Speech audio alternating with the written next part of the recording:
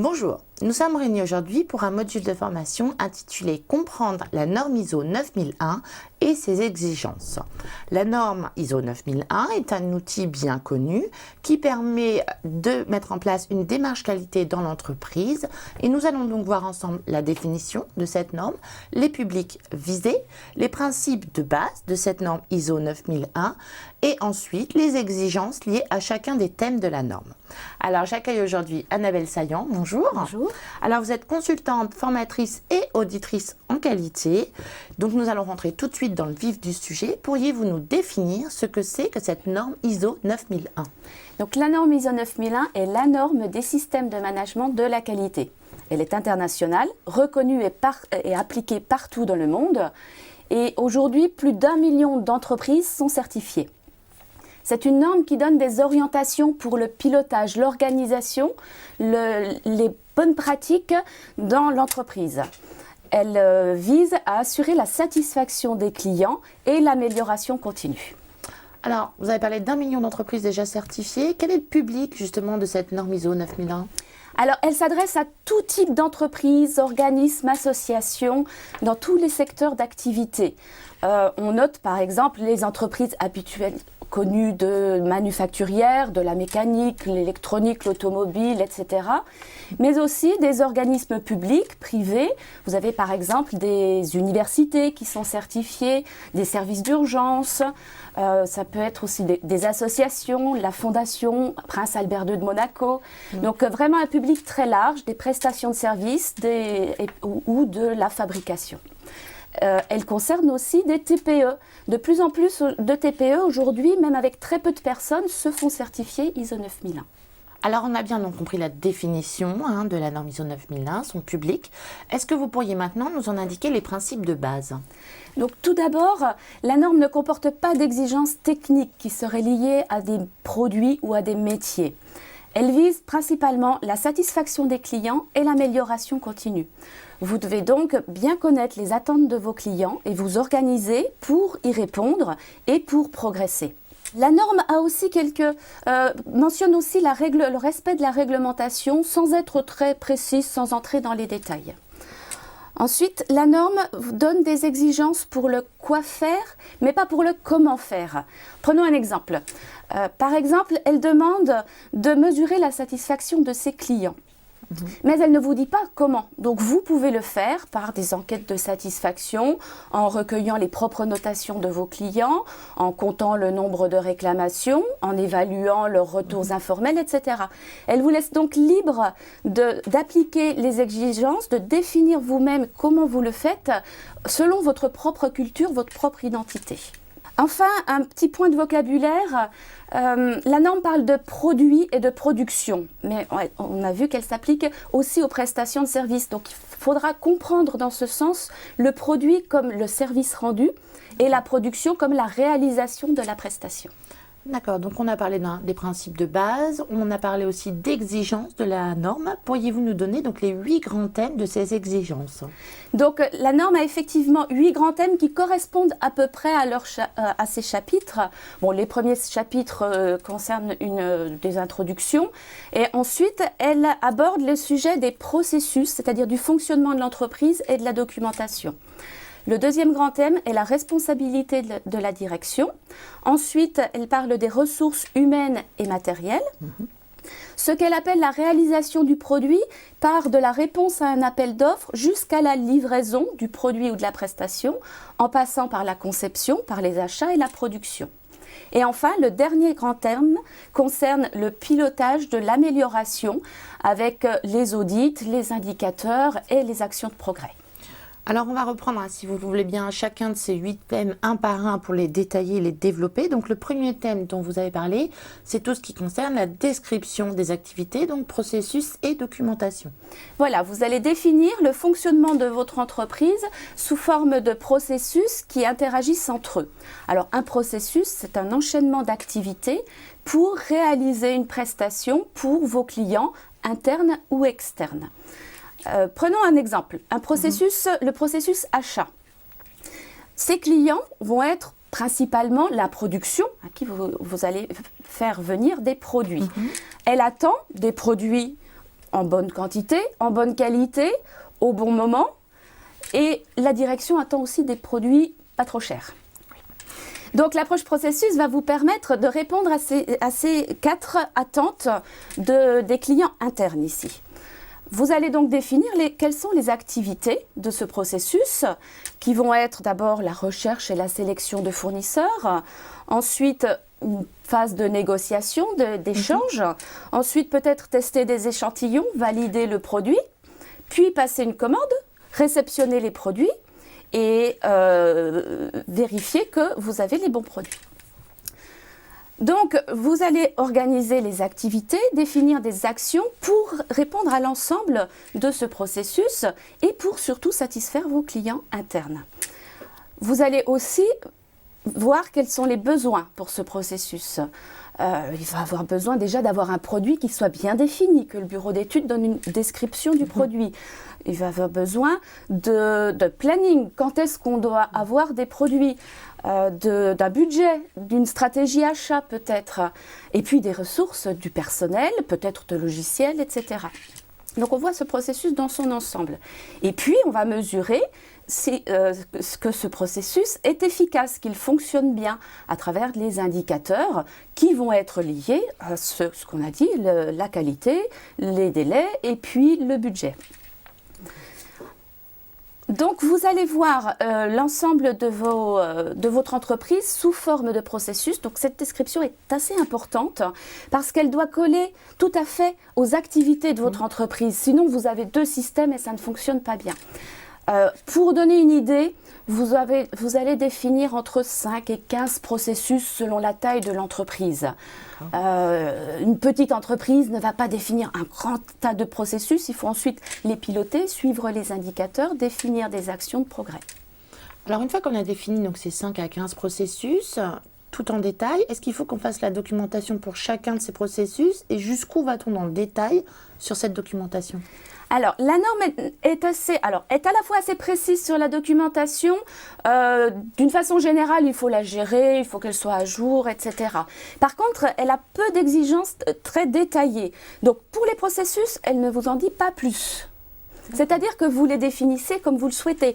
Donc, ce qui est conseillé, c'est une fiche pour un processus avec un schéma descriptif. Vous pouvez, si vous souhaitez, aller plus loin si vous en éprouvez le besoin.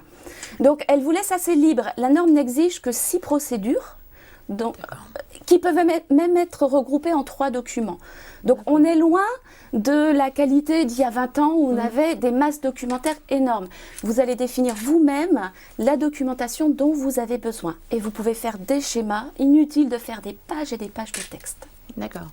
Le deuxième grand thème donc, de la norme ISO 9001, c'est ce qui concerne la responsabilité de la direction, donc sa responsabilité, mais aussi son rôle. Donc, je vous laisse détailler ce thème. Oui, donc il est important pour que la démarche qualité fonctionne bien, qu'elle soit déployée à tous les niveaux de l'entreprise.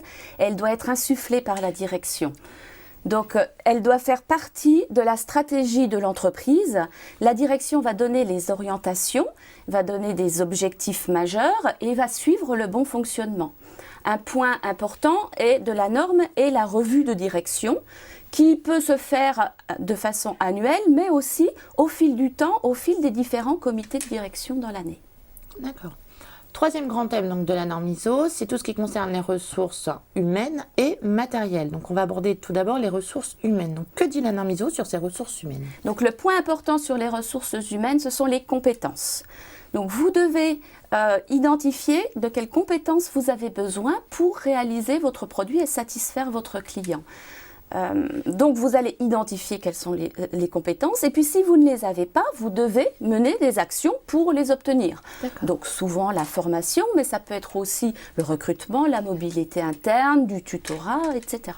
D'accord, donc ça c'était les ressources humaines. Il y a également des ressources matérielles à mettre en œuvre et la norme dit effectivement un certain nombre de choses bien précises sur les ressources matérielles. Donc sur les ressources matérielles, elle demande de les définir, de les gérer. En fait, ça va concerner uniquement les ressources matérielles importantes pour réaliser votre produit. Vous n'êtes pas obligé de prendre en compte les bâtiments, toutes les ressources. Ça va être des machines, des outils, des logiciels éventuellement, et puis l'ambiance aussi, l'environnement. Peut-être pour réaliser certaines activités, vous avez besoin d'une température bien définie ou de salles blanches. Donc là, vous devez vous-même définir et gérer ces moyens.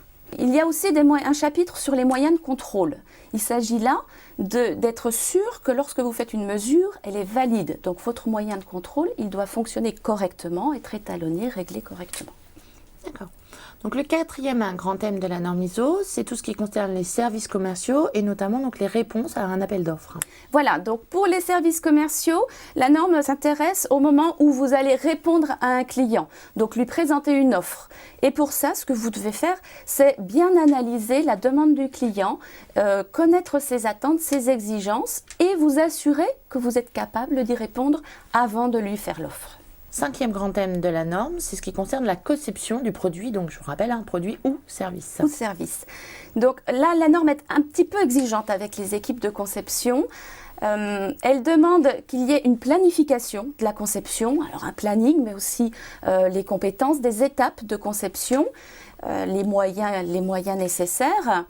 Elle parle de données d'entrée, de données de sortie. Donc les données d'entrée, ça va être quelles sont les attentes de performance du produit, les exigences réglementaires qui peuvent avoir un impact aussi sur la conception du produit et toutes les bonnes pratiques de conception qui peuvent être soit demandées par les clients, soit internes. Et les données de sortie, la conception va livrer des données aux services concernés qui vont être généralement les achats, la production, la livraison. Ensuite, la norme demande un certain nombre d'étapes de revues de conception, des revues de vérification, de validation, et puis aussi de bien maîtriser les modifications.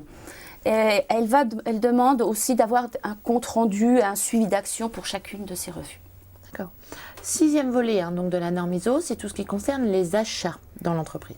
Donc pour les achats, la norme demande de sélectionner et d'évaluer ses fournisseurs. Vous devez définir des critères. On a parlé tout à l'heure un petit peu des fournisseurs. Donc vous pouvez définir les critères qui sont respect du délai, qui peuvent être le prix et qui peuvent être la qualité.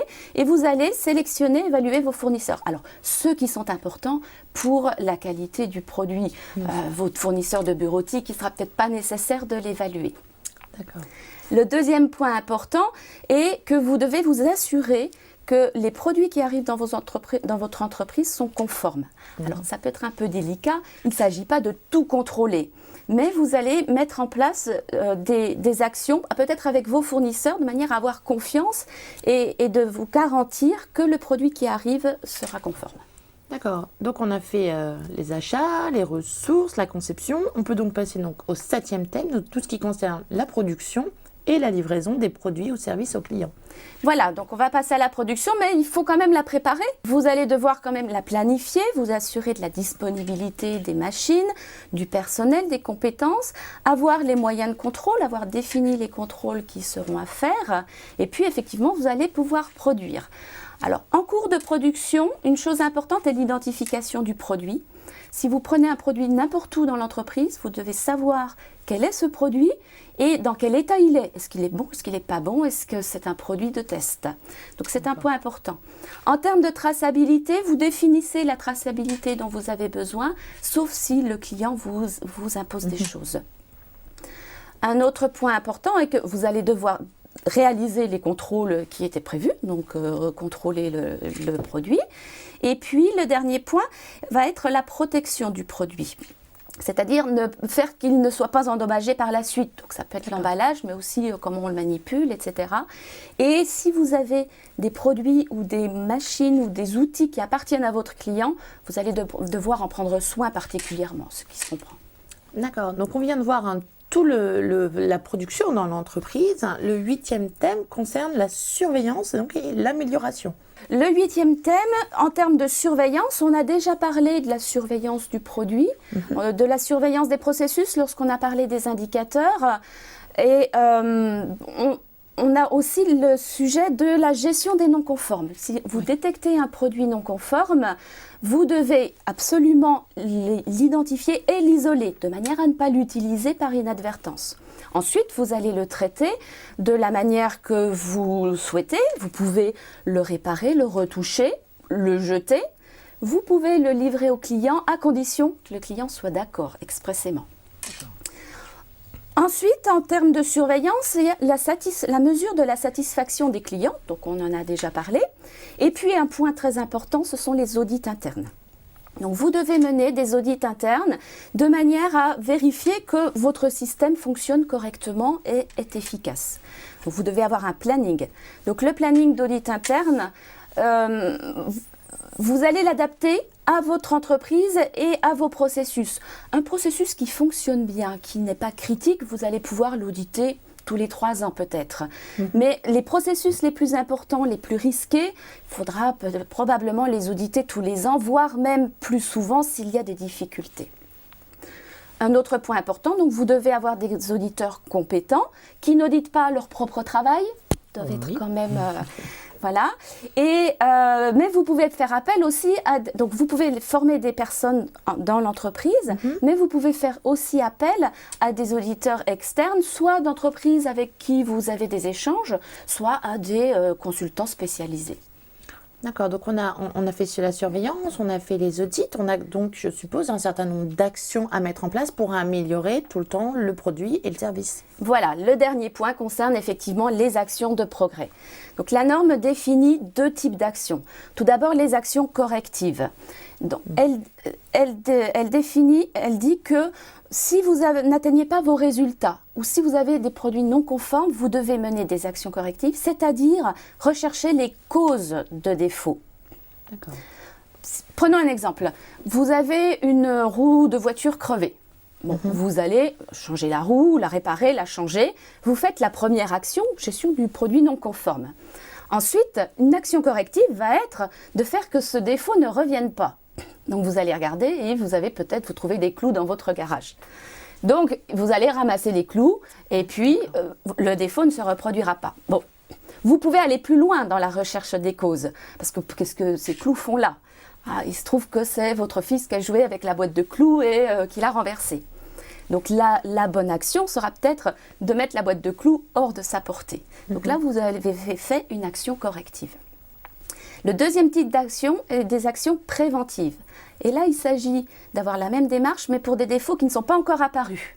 Alors, vous allez me dire, des défauts qui n'apparaissent pas, comment je les connais? Donc, vous pouvez mener des analyses de risque pour identifier des défauts potentiels, ou vous pouvez procéder aussi par analogie. Un produit que vous fabriquez sur une ligne, peut-être que sur une autre ligne, le défaut peut apparaître, ou sur un produit analogue. Donc, vous mènerez aussi les actions. Et dans l'exemple qu'on a pris, par exemple, votre enfant, il aime bien jouer un petit peu avec tout ce qu'il trouve. Et la boîte d'allumettes, il pourrait bien y toucher aussi. Ce n'est pas encore arrivé. En tout cas, il n'a pas encore mis le feu, il ne s'est pas brûlé. Mais vous allez, en action préventive, la mettre aussi hors de sa portée. D'accord. Alors, on a bien compris l'importance de la norme ISO, tous les thèmes qui sont abordés, toutes les exigences pour les chefs d'entreprise. Je crois que pour conclure, vous avez un dernier conseil pratique à nous donner. Voilà, donc on comprend que cette norme qui s'intéresse à pas mal de secteurs de l'entreprise, elle forme un ensemble cohérent pour la satisfaction des clients. Mais elle permet aussi de progresser en interne et elle s'adresse aussi à l'amélioration des performances de l'entreprise. Madame Saillant, merci beaucoup pour toutes ces informations. Merci.